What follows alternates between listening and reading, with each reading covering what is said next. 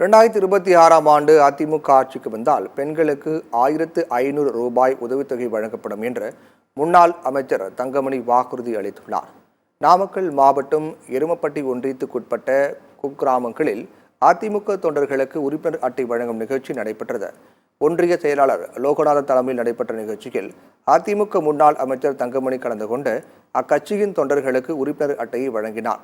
தொடர்ந்து நிகழ்ச்சியில் பேசிய அவர், திமுக ஆட்சியில் கொள்ளைகள் தொடர்ந்து நடைபெற்று வருவதாகவும் பள்ளி கல்லூரிகள் முன்பே போதைப் பொருட்கள் விற்பனை செய்யப்படுவதாகவும் குற்றம் சாட்டினார்.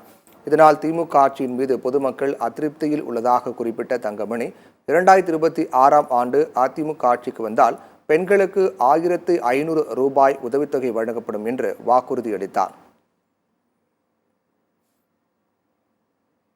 அம்மாவுடைய ஆட்சி மீண்டும் அமையும் 2026 அண்ணன் முதலமைச்சராக வந்ததற்கு பின்னால் விட்டு போன அத்தனை பேருக்குமே நாங்கள் 2,13,00,000 பேருக்கும் நாங்கள் தேர்தல் வாக்குறுதியை சொல்லியிருக்கின்றோம்.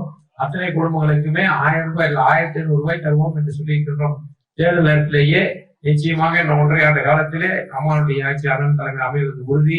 வருகின்ற போது நாங்கள் உறுதியாக அந்த உதவித்தொகை அனைவருக்கும் கிடைக்கின்ற வகையிலே நான் உங்களோடு இருந்து அனைவருக்கும் பெற்றுத் தருவேன் என்ற வாக்குறுதியும் நிலத்தில் கொடுக்க கடமைப்பட்டிருக்கின்றேன்.